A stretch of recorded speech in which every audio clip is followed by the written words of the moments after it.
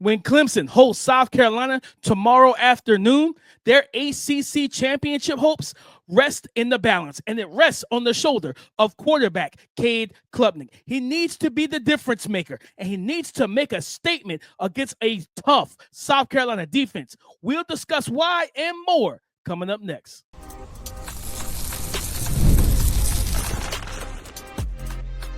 You are Locked On NFL Draft, your daily podcast covering the NFL Draft. Part of the Locked On Podcast Network, your team every day. What's up, Locked On family? Welcome back to the Locked On NFL Draft Podcast, your daily podcast covering your favorite draft prospects, part of the Locked On Podcast Network, your team every day. I'm your boy, Damian Parson. You can find and follow me on X at DP_NFL. I'm a senior draft analyst, and thank you for making Locked On NFL Draft your first listen today and everyday shot for being our everydays. And you know I got to kick the intro to Mr. LSU himself, Keith Sanchez. You can find and follow him on X at TheTalentCode. You talk to him, baby. What's up, Locked On family? Let's get locked in. This is Keith Sanchez, 2019 national champ, man, and the other side to this dynamic duo that we like to call the Locked On NFL Draft Podcast. I want to start this podcast off by saying shout out to our everydayers. Thank you for tapping in with us each and every single day. Today's show, we're doing our Classic Friday show, man. We got Make a Statement. We have second-tier prospects, and we have sleepers. DP, make a statement. I'm ready to kick this show off, man. Let's get it rocking and rolling. Let's go.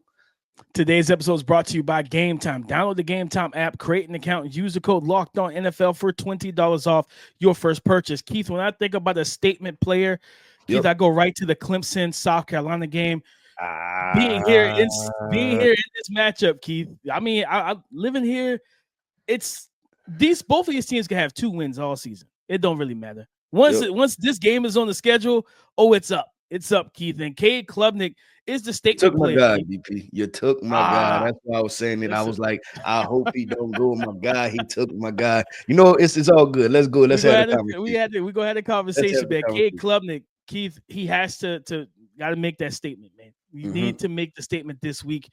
For one, your team can't suffer another loss, so they'll be out of the ACC championship game contention. Right, it's right now is what I think SMU has punched their ticket, and you got Clemson and Miami to finish it off. Right, Miami's got Syracuse. You got to take care of that. If Miami loses and Clemson wins, Clemson's in. Vice versa. In these past couple weeks, right, against Louisville, Cade Klubnik 9 for 53 rush, 9 rush attempts, 53 yards rushing. Vatek 13 for 52. Against Pittsburgh, 5 for 69 in the I think that long rushing touchdown to kind of win the game for him and everything. And then last week against the Citadel, he was 4 for 34. This is a game where I think his legs must play a part. He has to use his legs on Saturday, Keith. Like this is and most people here are not happy about the fact that it's a 12 p.m. early window kickoff. They're like, nah, we need the nighttime game for this. But Cade Klubnik has played better ball this season, right? I remember last year I was out. I was like, man, I don't know about this young man. But he came and then Georgia game happened. I'm like, I really don't think I think I might be out. And then after that, man, he got his confidence back. He bounced back. And he's played good ball ever since. Outside of what maybe the Louisville game, where the team didn't play well and they lost against this pass rush that South Carolina has with Kyle Kennard, Dylan Stewart, TJ Sanders. I know I'm blanking on the other interior defensive lineman name, but like Tonka Hemingway, like you have a legit front forward where they don't have to send pressure. And I think this is a game where his legs are going to be needed. You got to get out the pocket like with urgency. I'm not saying you bail clean pockets, but once you drop back and that back foot hits the top of your drop and you see the pressure closing in, you need to make that decisive decision to get out of there. Yep. You need to say I'm out of there, DP. Just say I'm out of there. But yeah, I'm right there with you on all the reasons why I'm picking Cade Klubnik. And I kind of stopped this, right? Because this is the last weekend of regular season college football. Obviously, the championship games are next week. But yeah, Clemson has everything, despite where everything was for them at the beginning of the season, right? The really slow start and the 2 losses, right? They lost to Louisville, they lost to Georgia, I believe. Despite that, they still have an opportunity to make the playoffs. And you make the playoffs, to be completely honest, I mean, you're in the locker room telling yourself, why not us, right? Like, look at everybody else. Everybody else got at least 2 losses. Everybody else has played bad football. Everybody else, quarterback has been consistent. Everybody else, defense has given up 30, 40, 50 points, right? You said, we got a shot, right? Like, if there's any other season to be mediocre and just go on the heat streak, it's this year, right? And we've never seen this in college football. So I agree with you. I look at Cade Klubnik and I'm like, man, you put this together, right? You can change the narrative and conversations, and even not only with the college football stuff, but even the draft talk, right? Because now everybody's saying, I wonder what you can do with Cade Klubnik, right? And then this is going to be in. I'm saying if this happens, this is going to happen, right? So this is one of those if then thens type situations, right? Yeah. Cade Klubnik runs the table and they make it to the national championship game, and he's using his legs and his arm. People are going to sit there and say, "Oh, I wonder if Cade is better than Jalen Milroe," right? Like they're like, that type of conversation is coming. Yeah. If that's 100%. The case, but if you're Cade, you want to put yourself in that position at the end of the day, right? You want to say, "Hey, I'm a dual threat quarterback. I could do it with my legs. I could do it with my arm. I'm a proven guy. Played 2 years, got better. And you know what everybody likes to buy into? The guy that still has some room for development, right? Like we like talking about the upside. What is his upside? Yeah. And so Cade can be a guy that you say, man, I still have a whole lot of upside there. So I'm looking at Cade Klubnik too, DP. I think that's what you say? I was about to say, I think that's a good point, Keith, because I think for Cade, not just, when we talk about using his legs, just being a quick decision maker, period. Yeah. Right. Because the offensive line, it's solid, but I mean, even to be completely honest, they haven't seen a pass rush like this all season. Not even against Georgia. You know what I mean? Like, you didn't have like 4 legit guys that have proven they're getting after the quarterback all season long with the pressure that they've been creating, right? You had Jalen Walker, and I think that was mainly the only guy that we really saw like impact heavily because Michael got hurt early in that game with the ankle sprain. So Cade has to make quick, decisive decisions, even as a passer. Do not sit in the pocket, because one thing that he has a tendency of that comes to creep up and get him. He's got 6 fumbles on the season. He had 13, so he's cut it down. He had 13 last year. Most of his fumbles come in the pocket as a passer, where he's sitting there, he's reading, and if South Carolina shows Cade the same picture pre and post snap, I think Cade's going to be fine. That's where when he doesn't have to adjust and think on the fly like that, like he's fine. But when you start confusing him and making him like the first read he thinks is going to be open, he looks like, oh, that guy's not open. So now he's hitching, he's double clutching, and now he's trying to get through his progressions because that first read isn't there, and you show him something different. That's when that pass rush gets home. And for him, it's got to be ball out or I'm out. Simple as that. It's 1 or 2 outs. The ball is out of my hands or I am out of the pocket. I cannot sit here and trust my offensive line to shut this pass rush down, because Kyle Kennard's playing like a potential first-round pick, and he's playing for money right now. Dylan Stewart's playing for money too, but it's just NIL money. He wants that $2 million evaluation for this offseason. But that's the thing. And TJ Saunders and Tonka, like those guys are playing for their draft stocks right now. And being able to come in and dominate this game in the trenches, it could help them out a whole lot. Yeah, and not to mention Nick Emenwari, right? The safety who is a versatile, set like 3rd level defender, but also can get on a 2nd level, does some very instinctual things. And South Carolina, to be honest, DP, like I'm looking at their record now, because I remember a few weeks back, they were 3-3. We was just like, man, if they'd have just pulled out the Bama win, if they'd have just pulled out the LSU win, right? Because they lost to both of those teams by a combined total of 5 points, LSU and Bama, right? But DP, this is one of the hottest teams right now.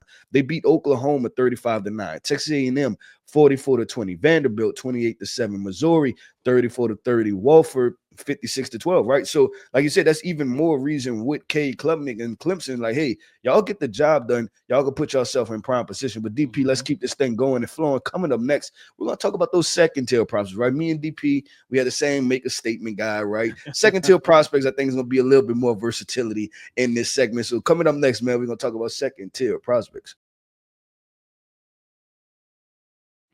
Today's episode is brought to you by Gametime. Gametime has a new feature called Gametime Picks that makes getting tickets to see your favorite teams play live even easier. But it's not just your favorite teams. Guys, concerts, comedy shows, all of it. You can find on Gametime Picks. Gametime Picks filters out the fluff to show you only incredible deals on great seats so you don't have to waste time searching through thousands of tickets. Some of the other things that I love about Gametime, they show the views for all the seats in the venue, so before you buy your tickets, you know what vantage point you will have. They have lowest price guarantees, event cancellation protection, job loss protection, and more. So take the guesswork out of buying tickets with Gametime. Download the Gametime app, create an account, and use the code LOCKEDONNFL for $20 off your first purchase. Terms apply. Again, create an account and use the redeem code LOCKEDONNFL for $20 off. Download Gametime today. Guys, what time is it? It is Gametime. Second-tier prospects to watch in Week 14 as we close out the regular season for college football. Keith, I got to go to another quarterback. Drew Allen, my guy, Penn State. They're at home, 3:30 kickoff from the Big Ten Network, hosting Maryland, right? And I think for them, is Maryland a perennial like playoff team? No, but what it is that you just want to, for Drew Allen, like he played well last week. You know what I mean? I think that was on the road in Minnesota. Especially the throw he made to kind of close and ice the game. Like for a young player who, Keith, we both watched him in the summer. Like he just felt like moments were too big for him last year. Where now it's like James Franklin is trusting him on key third downs, trusting him late in games. Where it's like, hey, instead when you know that phrase was like some coaches coach not to lose. Yeah. Like I've seen James Franklin in games this year, coach to win. And was aggressive, especially with a healthy Drew Allen, except for the Ohio State game. But when his quarterback was healthy, he put the ball in his hands and just trusted him to make a play. I think it was the USC game where like Drew Allen got pressured. He made multiple defenders miss in the backfield, kind of circled back to the left side of the field, and then made a throw down the field for a first down, right? To put them, I think, in field goal range or get the convert. I think it was a fourth down that they converted. And it's like those situations. Because remember, Keith, what we talked about, most of not just us, but everybody in the draft community, draft space, what was one of the key things about J.J. McCarthy's profile? It was like, man, on those third and fourth downs, he came up big for Michigan, where he had this drop back and throw or use his leg, whatever it was, he made the right decisions. For Drew Allen, like right now, he's a second-tier prospect to me. Like he's in that anywhere from QB3 to QB5 range. I think a strong, again, closing to the regular season. Go ahead, because just win this game. Get seeded in the playoffs. You don't got to go to the Big Ten championship game. You know what? That saves you an extra game from even having to worry about it. You get to, all right, we're chilling. We know who we have to play in the playoffs, which round we're in, stuff like that. And we can prepare for them. And you go forward. And I think for him, if he closes out the season, like we talked about with Carson Beck on yesterday's show, close it out on the heater. Like, I'm not saying you got to win a national championship, but let's say you win a playoff game. Run, yeah, you go on a little run. You light up the defense, but let's say your defense gives up a last second score and you lose. Don't matter. If he finishes thing out on the heater, he's 6'5", he's 230 pounds, got a really big arm, and he knows how to control it at the same time, and he's showing that growth. Yeah, and for me, Drew Allen 100%, I think has a chance to be that QB 3-4 in this 2025 NFL draft class because he's still super young. And like you talk about, teams love when they see guys that are playing to their skill set, and there's still room to grow. Like, man, like he's playing good ball, but I don't think he's even reached his ceiling yet. Like that's what always entices them with a lot of guys like that. And I think Drew Allen has a big chance to be a good player at the next level. And just again, stack performances, man. Go out there. Not saying you 450 yards, but just handle business against Maryland. Yeah, DP, I'm going to go with another quarterback also. I'm going to go with Quinn Ewers, right? They got this Texas A&M matchup with all the marbles on the table for the SEC championship. But like I said, I believe that Georgia's in, and it comes down to Texas versus Texas A&M, the winner of that to go to the SEC championship. And it seems like Texas has kind of just been out of the way as far as national spotlight since they got beat by Georgia, right? Like people kind of like, remember that Georgia game, right? Every time you say that Texas is a really good team, people going to bring up the Georgia thing. Remember what happened to them in Georgia at home? right? And they don't have any top 25 wins. Like I've heard that so many times over the past couple of weeks. Right, like just lack of schedule and things like that. So I'm looking at Quinn Ewers, DP, to get the job done, right? You a veteran. This is why you came back, right? Like you were draft eligible last year. Everybody thought you were going to come back. You came back. I mean, everybody thought you were going to go to the draft. You came back. You came back to win a national championship, right? This starts the national championship run right here. Why I think they still can get it to the playoffs. Seeding matters, right? Like you want that first round bye, right? You want that easy matchup the first week, and especially the first time we've ever had playoffs, period, right? Like you're not trying to walk into a potential buzz, so you want at the very least to have a home game, right? Like that first weekend, you don't want to have to go to somewhere and have to play. And I look at Texas A&M defense and just all of the prospects they have, just the defensive front, right? I think this is going to be, they're going to be able to throw more haymakers than what I believe even Georgia's was able to do as far as their defenders up front, right? And just the versatility with Shamar Stewart, and then you had Shamar Turner, then you have Nick Scowerton, right? Like they have so many different prospects up there just to throw different things. And all these guys are 280 pounds, right? That can move. So this is a highly versatile front that you're going against. So you have to make plays. Like we have to get Quinn Ewers. If you remember the Michigan game, right? When we said, man, this dude is locked in and balling. That was a long time ago. That was week 2 of the season. That was a long, long time ago. So we have to get that out of Quinn Ewers this upcoming weekend. No, 100%. And just for those our listeners and our family who loves cornerbacks, watch out for the cornerback at Texas A&M. Will Lee the third. Yep. You got Matthew Golden, who Keith, you called it out last week. Like when Quinn Ewers is playing, Matthew Golden gets the ball. It's wild because I think when Arch Manning plays, Isaiah Bond gets the ball. Yeah. So it's really weird. It's really weird how that whole dynamic is for them, Keith. But keep an eye on Will Lee the third, 6'3", 190-pound corner, really competitive young man. Gets the job done on the outside. And again, against this secondary, he can see Matthew Golden. He can see Isaiah Bond, Ryan Wingo. Like, if you're a corner playing Texas, you're going to see a litany of athletes, no matter who it is that lines up across you. Keith, I got to go to SMU, to their running back, Brashard Smith. This young man has been balling this season, Keith. 177 carries, almost 1,100 yards rushing, 13 rushing touchdowns, averaging over 6 yards per carry. And he's coming off a game where against Virginia, I think he had 19. I don't think he had like 100 yards against Virginia and SMU. They've only lost one game, and that was the BYU, and that was like week 3.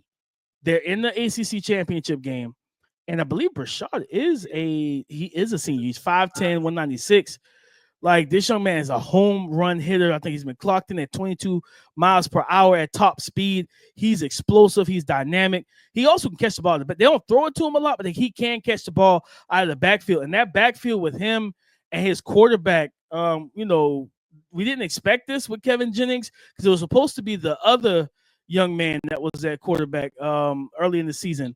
And I think Preston Stone. And I still to this day, I don't know what really happened, but hey, it has not hurt this offense at all.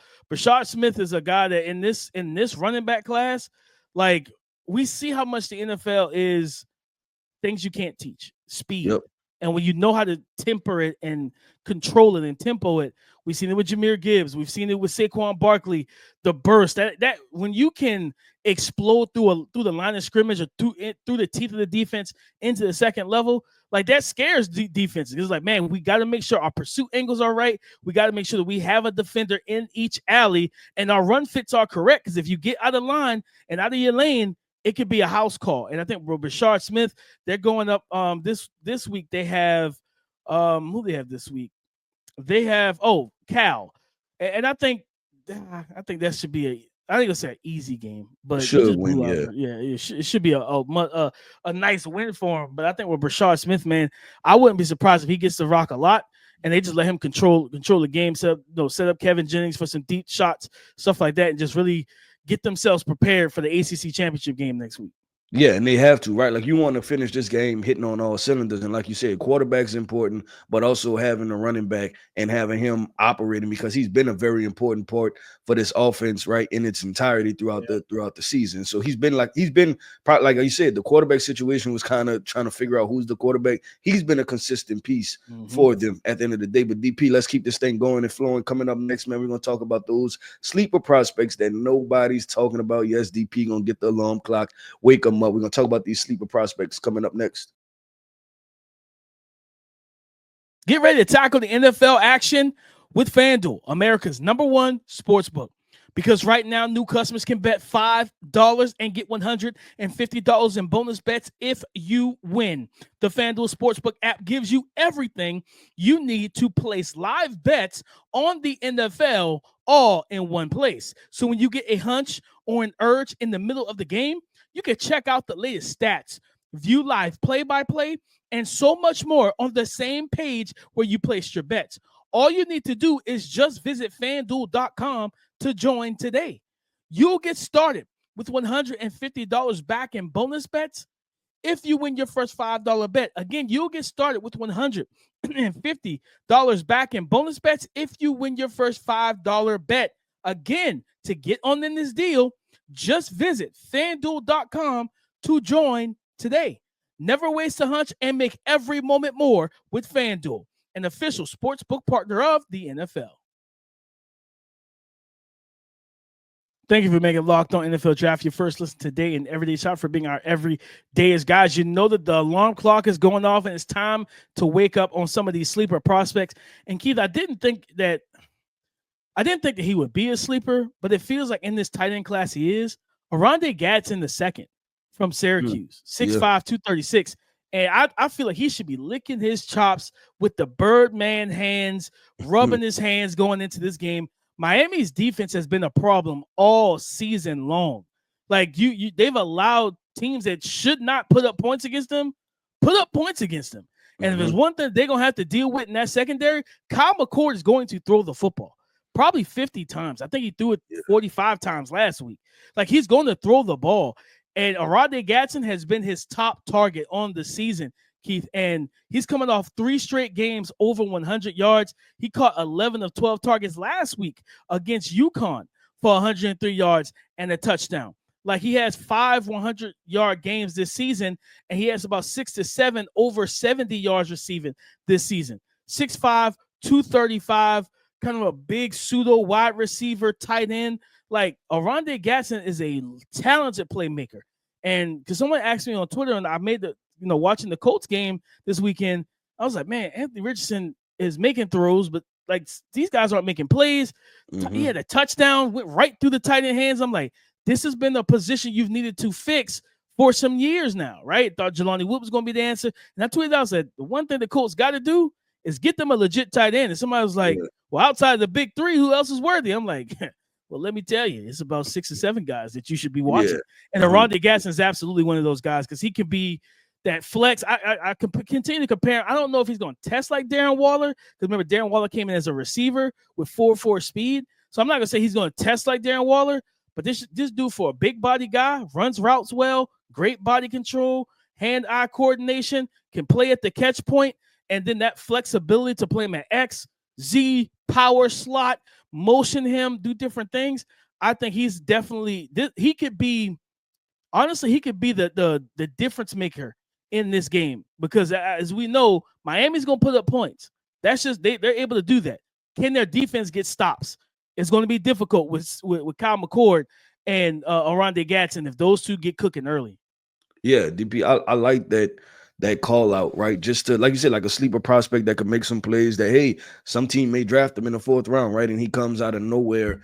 Overall, I'm looking at this schedule, DP, and it's some intriguing matchups, right? And I can go with, because Tennessee versus Vanderbilt, right? Tennessee's at Vanderbilt, and I don't think at the beginning of the season we thought that, 1, this is an intriguing matchup, or 2, that Vanderbilt will be in a spot that they're in as far as being a tough out. And this could be a tough out for Tennessee. And you look at that Vanderbilt team, right? You look at the quarterback, you look at Eli Stowers, I've been talking about him, talk about him again, right? I think right now he's currently committed to the Shrine, I believe.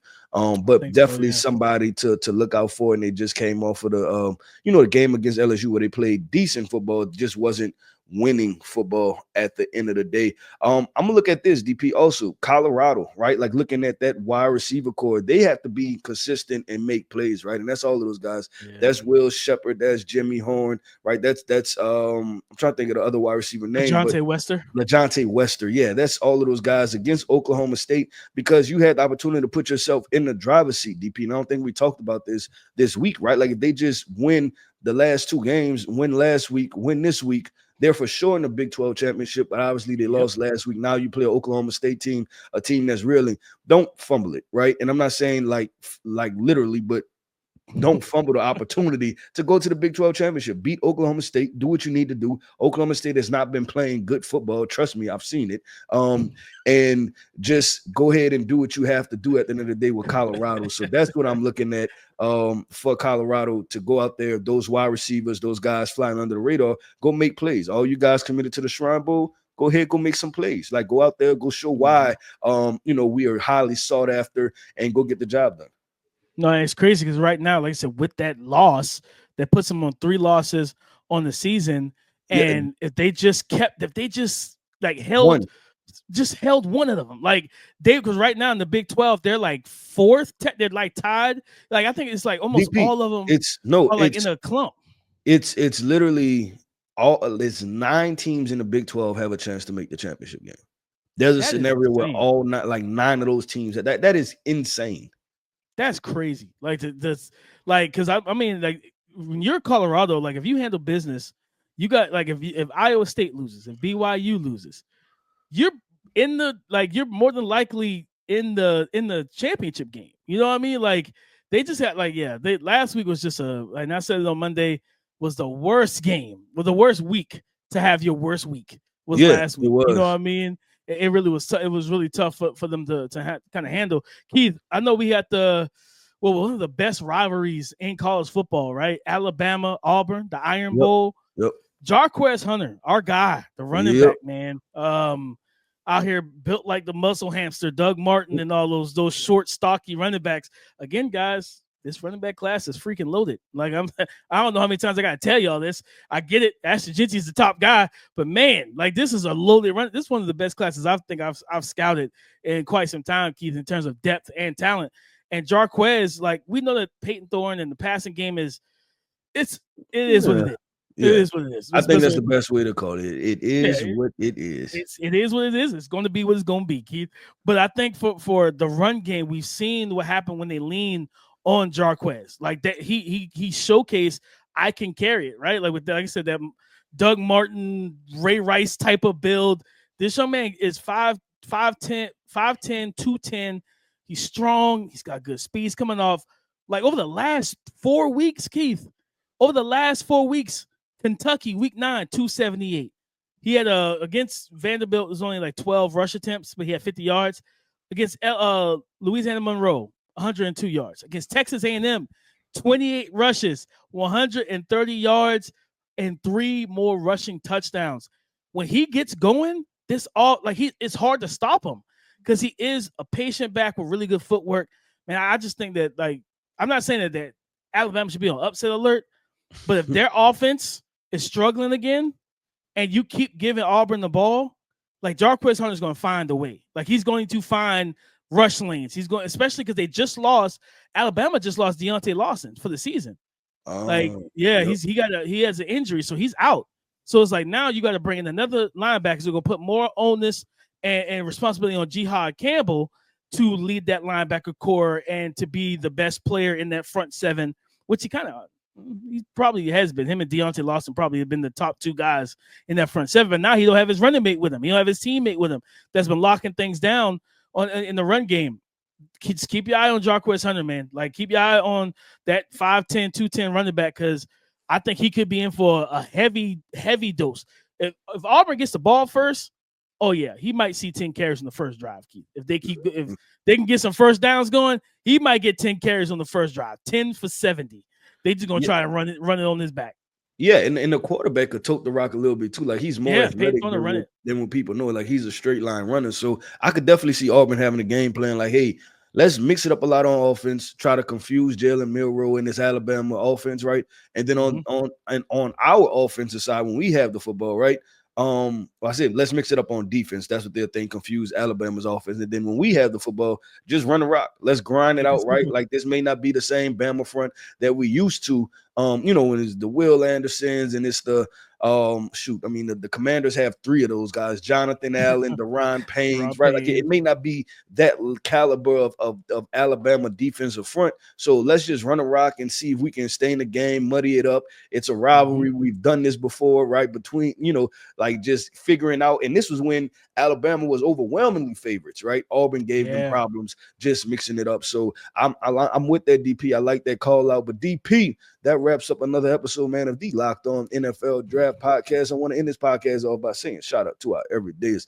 Thank you for tapping in with us each and every single day, man. Every listen is greatly appreciated here over at Locked On NFL Draft. I am Keith Sanchez. You can find me on X at The Talent Code. That right there is my guy, my co-host, Mr. Damian Parson. And you can find him on X at DP_NFL. And like we like to say, man, y'all come talk to us. We like to talk back. Go subscribe and follow for free on YouTube, wherever you listen to podcasts to get the latest episode as soon as it is available. Thank you for making Locked On NFL Draft your first listen today and every day. Shout out for being our everydays. Guys, listen, on Monday, Game Ball, Coach K, Coach DP making an appearance yet again. Who made themselves some money? Which 2025 NFL Draft prospects closed out the regular season with a bang? And who just fell flat on their face? We're going to talk about all that on Monday's show. So come and join the conversation again on Monday on the Locked On Podcast Network, your team every day.